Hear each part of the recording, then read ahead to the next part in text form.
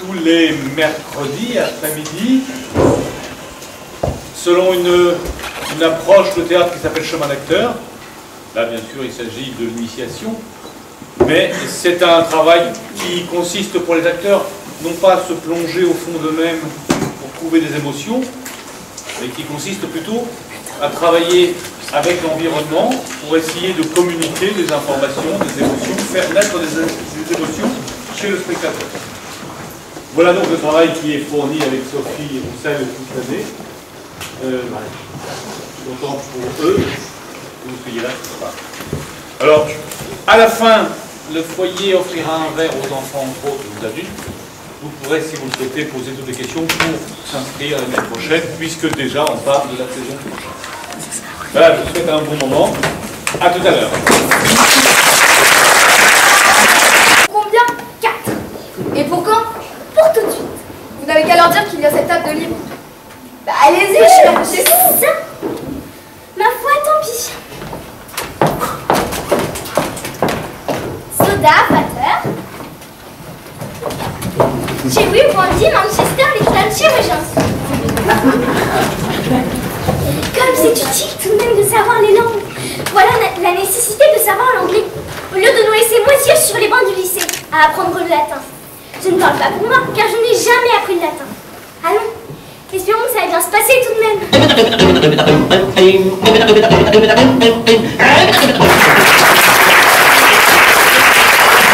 Non. Comment non? Ce n'est pas un escargot. Un escargot, c'est plus... C'est une limace. Vous êtes sûre? Regardez vous-même, madame. C'est exact.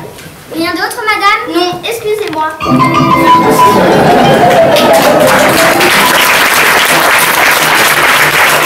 Et votre plat dépend de ce que vous voulez manger. Vous avez la table des viandes, la table des poissons, la table de gibier, la table des couscous et pour finir, la table des choucroutes. C'est très bien, c'est nouveau. En fait, c'est mode. Il y a longtemps que ça se fait. La nouvelle cuisine, non, une nouvelle réglementation, c'est à cause des odeurs. Dorénavant, on ne mélange plus les odeurs. Avant, on pouvait manger du poisson à côté de quelqu'un qui mange du couscous. Dorénavant, c'est interdit. Poisson, choucroute, couscous, chacun à sa place. Et puis ça facilite le service. Et puis suis-je bête, à la maison c'est la même chose. Quand on mange de la choucroute, tout le monde mange de la choucroute. Moi, j'ai horreur de la choucroute. Oh, toi on ne te demande pas ton avis. Si on choisit par hasard la table choucroute, tu mangeras de la choucroute comme tout le monde. Eh bien, je sens que je commence à ne pas avoir faim. Au restaurant, on ne fait pas de manière. On mange ce qui est écrit sur la carte. Allons, choisissez vite votre table. J'ai d'autres mangeurs à installer. Bon, je vais vous débarrasser de vos manteaux. Non, je garde le mien sur moi. J'ai toujours peur de me faire voler. Le temps d'avaler une saucisse et hop, plus rien dans les poches. Chez elle, c'est une obsession, elle mange tout le temps tout habillée. Enfin, je donne raison à madame. Ici, on ne mange pas tout nu. D'ailleurs, c'est interdit. Alors, vite, poisson, choucroute, couscous. Je n'aime pas le poisson cru. Du moment qu'on échappe à la choucroute, je mangerai tout ce que vous voulez, même une chaussure laquée. Bon, poisson pour tout le monde, ainsi nous serons tous à la même table. Et ce sera plus facile pour parler. Dépêchez-vous, je vous ai déjà dit que j'attendais d'autres mangeurs. Et moi, j'ai déjà dit poisson pour tout le monde. Est-ce que nous sommes mis d'accord sur le poisson? Certes, madame, mais il y a toutes sortes de poissons. Des gros, des maigres, c'est comme les vaches. Enfin, quand on va au restaurant, on ne précise pas si on veut une grosse vache ou une vache maigre. Attention, madame, pour le poisson, c'est différent. C'est plus petit, mais plus varié. Donc, je repose ma question, quel genre de poisson? Bon, voyons voir. Poisson-ci? Non, pas bon pour l'estomac. Poisson électrique? Il va nous énerver, celui-là. Ah, poisson volant? Oh, très beau. Nous aurons l'impression de manger un oiseau. Oui, du poisson-oiseau. Je veux bien. Voilà qui nous éloigne définitivement de la choucroute. Allons-y pour le poisson-oiseau. Avec ou sans arête? Nous sommes obligés de prendre les arêtes. Non, tout dépend de si vous désirez vous étouffer ou non. De toute façon, c'est son supplément. Si ce n'est pas plus cher, autant prendre les arêtes.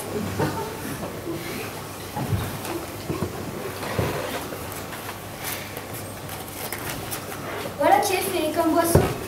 Voyons voir. Oh.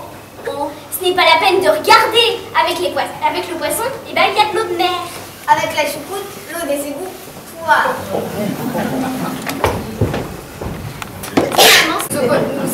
Nous économiserons un repas. Vous avez compris? Un gros morceau de pain et un petit morceau de poisson. En résumé, suivez-moi bien. Une grosse bouchée de pain, un petit morceau de poisson. Une grosse bouchée de pain, un petit morceau de poisson. Et l'on recommence aussitôt avec le pain. Une grosse bouchée de pain, un petit morceau de poisson. Jusqu'à épuisement complet de la panier. De toute façon, on peut en recommander. Le pain, c'est gratuit. Si c'est pour manger tout le pain, on aurait mieux fait d'aller manger dans une boulangerie. Tu n'as rien. Comme d'habitude, ici, le pain est gratuit. C'est pour cela que l'on vient au restaurant, pour manger du pain gratis.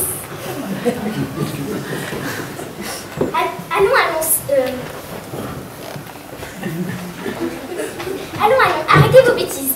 Ce n'est pas le poisson qui est gratuit, seulement le pain. Les enfants sont vraiment bêtes, hein. D'abord, tenez-vous comme il faut. Et mangez pendant que c'est chaud. C'est vous qui avez demandé le service contre le LM? Le service de quoi? Oui, c'est bien vous. Alors, tout va bien? Les arêtes sont excellentes. Merci, jeune fille. À propos, nous sommes à combien de kilomètres de Paris? Eh bien, il faut compter à peu près 4500 fois de là à l'arbre là-bas. Vous voyez, près du portail? Ah oui, c'est vrai que quand on regarde l'arbre, on se rend bien compte que Paris est très éloigné. Alors que sur une carte, on ne se rend pas compte de la distance. Oui, de plus, comme on me pose la question tous les jours, comme ça, l'affaire est réglée avant l'addition. Bref, Paris n'est pas tout proche. Dépêchez-vous de manger. Il faut que j'arrive avant la nuit. Parce que tu as peur de la nuit? Non, mais j'ai peur des embouteillages, du verglas, de la pluie, de la grêle, de la décence. Allons, tu vas les inquiéter. Déjà qu'elles n'ont rien mangé. Petite malheureuse, vous n'avez même pas touché au poisson. Si, on a mangé tout le pain. On en a même recommandé 3 fois. Mais qu'est-ce qu'il fait encore là, ce poisson? Bah, on a mangé tout le pain. On n'allait pas en plus se forcer à manger tout le poisson. Pourtant, il paraissait vraiment bon, ce poisson. Mais on a bien compris qu'il était beaucoup trop cher. Alors que le pain était gratis. On n'est pas folle. On n'a pas encore des embouteillages dans la tête. Nous, on sait se tenir à table. Nous sommes des gamines bien élevées. On n'est pas des gouins, on a tout compris. Regardez, on n'a pas touché à une seule arête.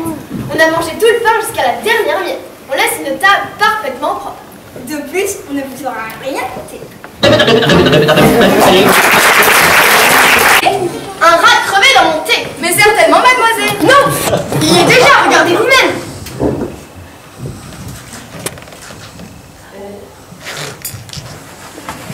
Vous vous rendez compte? Dans un grand restaurant, un rat crevé dans mon thé. Mademoiselle a-t-elle la certitude qu'il s'agisse d'un rat? J'ai quant à moi l'impression d'un gros mulot. Bon, mettons, un gros mulot. Je ne vois pas ce que ça change. Bah, un autre jour, rien, mais aujourd'hui... Quoi, aujourd'hui? Qu'est-ce que vous allez me chanter encore? Bah, aujourd'hui, c'est la Saint-Bruno. Et alors? Mademoiselle ne va pas me dire qu'elle n'a jamais chanté quand elle était petite.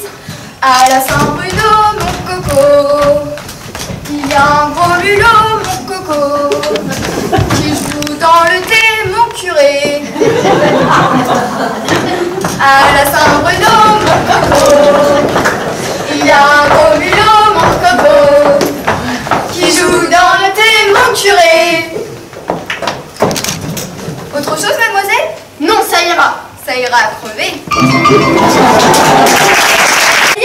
Ça rapporte gros. Vous voyez ce qui arrive au mauvais client?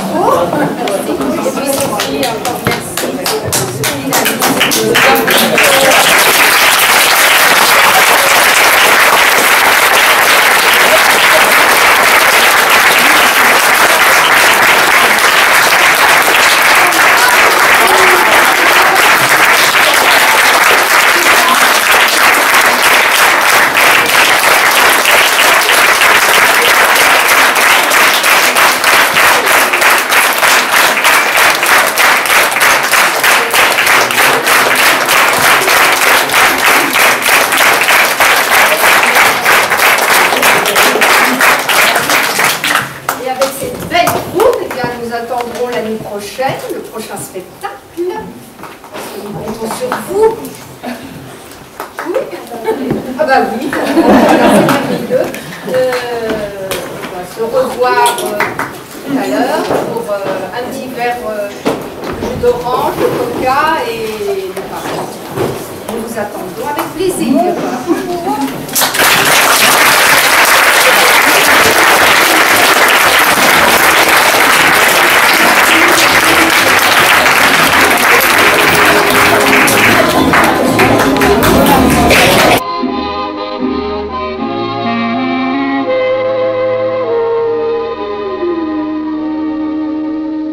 Des yeux qui font baisser les miens, un rire qui se perd sur sa bouche, voilà le portrait sans retouche de l'homme auquel j'appartiens. Quand il me prend dans ses bras, qu'il me parle tout bas, je vois la vie en rose. Il me dit des mots d'amour, des mots de tous les jours, et ça me fait quelque chose. Il est entré dans mon cœur une part de bonheur dont je connais la cause.